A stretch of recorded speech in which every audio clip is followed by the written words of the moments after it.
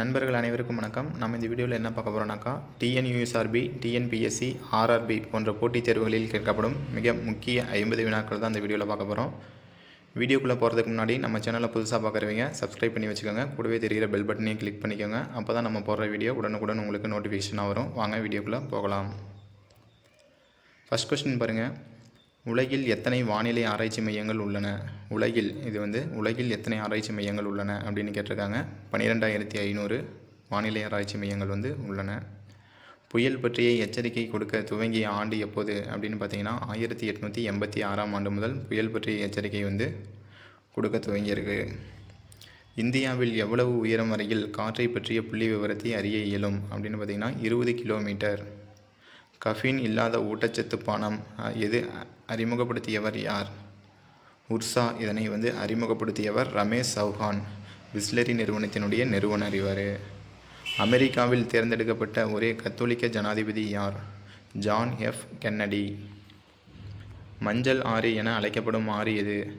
ஹவாங்கோ ஆறு. இது சீனாவில் இருக்குது. வட இந்தியாவின் கடைசி இந்து மன்னர் யார்?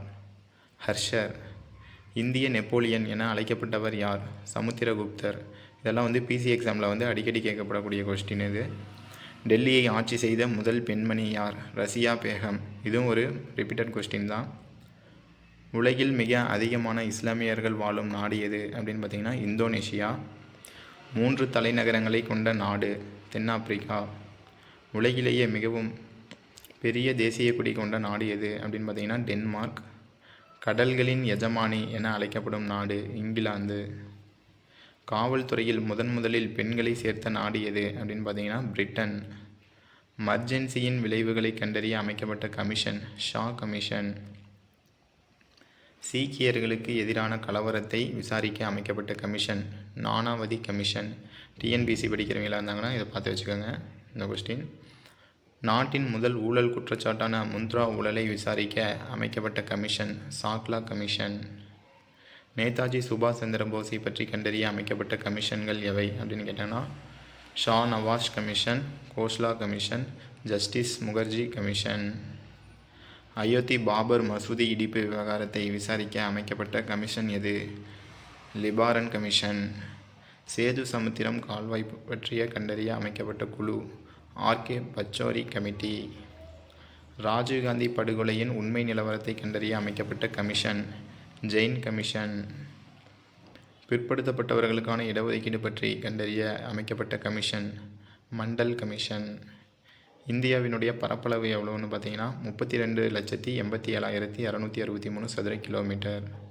வடக்கே காஷ்மீர் முதல் தெற்கே கன்னியாகுமரி வரை உள்ள தூரம் எவ்வளவு? 3,214 கிலோமீட்டர். மேற்கே குஜராத் முதல் கிழக்கே அருணாச்சல பிரதேசம் வரை உள்ள தூரம் 2,933 கிலோமீட்டர். இந்தியாவின் நேரம் எவ்வாறு கணக்கிடப்படுது அப்படின்னு பார்த்தீங்கன்னா இந்தியாவின் நடுவே அலகாபாத் வழியாக செல்லும் 83 டிகிரி 30 அச்சம் கிழக்கு தீர்க்கரேகையின் மூலமாக கணக்கிடப்படுகிறது. இது நம்ம இந்தியாவினுடைய திட்ட நேரம் பார்த்திங்கன்னா கிரீன்விச் 0 டிகிரி தீர்க்கரேகையை விட 5 மணி நேரம் 30 நிமிடம் முன்னதாக இருக்கும். இந்தியாவினுடைய அண்டை நாடுகள் அப்படின்னு பார்த்தீங்கன்னா பாகிஸ்தான், ஆப்கானிஸ்தான், நேபாளம், பூடான், சீனா, வங்கதேசம், மியான்மர். இதெல்லாம் இந்தியாவினுடைய அண்டை நாடுகள். இந்தியாவையும் இலங்கையும் பிரிக்கும் நீர்ச்சந்தி எது அப்படின்னு பார்த்தீங்கன்னா பாக் நீர்ச்சந்தி. இது பிசி எக்ஸாமில் ரிப்பீட்டட் கொஸ்டின். அதிக மழை பெய்யும் இடம் எது? சிரபுஞ்சி, மேகாலயா. இந்தியாவில் வடகிழக்கில் அமைந்துள்ள மலைத்தொடரின் பெயர் என்ன அப்படின்னு பார்த்தீங்கன்னா பூர்வாஞ்சல். வட இந்திய சமவெளிகள் என்ன அப்படின்னு பார்த்தீங்கன்னா ராஜஸ்தான் சமவெளி, பஞ்சாப் ஹரியானா சமவெளி, கங்கை சமவெளி, பிரம்மபுத்திரா சமவெளி. பீகாரின் துயரம் என்று அழைக்கப்படும் ஆறு எது? கோசி ஆறு. இமயமலை தொடரின் நீளம் எத்தனை கிலோமீட்டர்? 2,560 கிலோமீட்டர். எவரெஸ்ட் சிகரத்தின் உயரம் 8,848 மீட்டர். உலகின் 2வது பெரிய சிகரம் இது? Mount Godwin Austen 8,611 metre. இது K2 அப்படின்னும் சொல்லுவாங்க. கங்கை நதிக்கும் யமுனை நதிக்கும் இடைப்பட்ட பகுதி எவ்வாறு அழைக்கப்படுகிறது? தோ ஆப். விந்திய மலைகளுக்கு தெற்கில் காணப்படும் பீடபூமி தக்கான பீடபூமி. மேற்கு தொடர்ச்சி மலையில் உள்ள உயர்ந்த சிகரம் தொட்டபெட்டா. எத்தனை மீட்டர்னு பார்த்தீங்கன்னா 2637 மீட்டர். எகிப்து நாகரிகம் எந்த நதிக்கரையில் தோன்றியது? நைல் நதிக்கரையில் தான் தோன்றியது. எகிப்து நாகரிகம் எவ்வாறு அழைக்கப்படுகிறது? நைல் நதியின் நன்கொடை, நைல் நதியின் மகள் என்று அழைக்கப்படுது. பண்டைய எகிப்தியரின் எழுத்து என்ன? ஹெய்ரோகிளிபிக்ஸ் அப்படின்னு சொல்லுவாங்க. யூப்ரட்டிஸ் மற்றும் டைக்ரிஸ் நதியில் பாயும் இடத்தில் தோன்றிய நாகரிகம் தான் மெசபடோமியா நாகரிகம். மெசபடோமியாவில் வாழ்ந்தவர்கள் எவ்வாறு அழைக்கப்படுகிறார்கள் அப்படின்னு பார்த்திங்கன்னா சுமேரியர். சுமேரியர்களினுடைய எழுத்து முறை என்னவா இருக்கும் அப்படின்னு பாருங்க.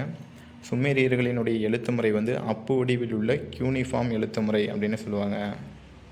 உலக புகழ்பெற்ற சுமேரியர்களினுடைய இதிகாசம் எது? கில்காமேஷ். சீன நாகரிகம் எந்த நதிக்கரையில் தோன்றியது? ஹவாங்கோ நதி. இது மஞ்சள் நதி அப்படின்னு சொல்லுவாங்க. சீனாவின் துயரம் என்று அழைக்கப்படும் நதி ஹவாங்கோ நதி. அணு கொள்கையை உருவாக்கியவர் யார்? John Dalton. இவர் 1808ஆம் ஆண்டில் இதை கண்டுபிடிச்சிருப்பார். ஜான் டால்டன் அவர்களினுடைய அணு கொள்கையின் அடிப்படையில் அணு என்பது என்னென்னா பிரிக்க முடியாத ஒரு கடினமான ஒரு துகள். நவீன அணு கொள்கையின் அணுவை பற்றி கூறுவது என? அணுக்கள் பிளக்கக்கூடியவை அப்படின்னு நவீன அணு கொள்கை குறிப்பிட்டது. அணுவானது அணுக்கருவை கொண்டுள்ளது என்று முதலில் கண்டறிந்தவர் யார் அப்படின்னு பார்த்தீங்கன்னா எர்னஸ்ட் ரூதர்போர்டு. ஓகே ஃப்ரெண்ட்ஸ், இதோட இந்த வீடியோ முடியுது. நெக்ஸ்ட்டு ஒரு 50 கொஸ்டினில் நான் உங்களை மீட் பண்ணுறேன். Okay friends, thank you.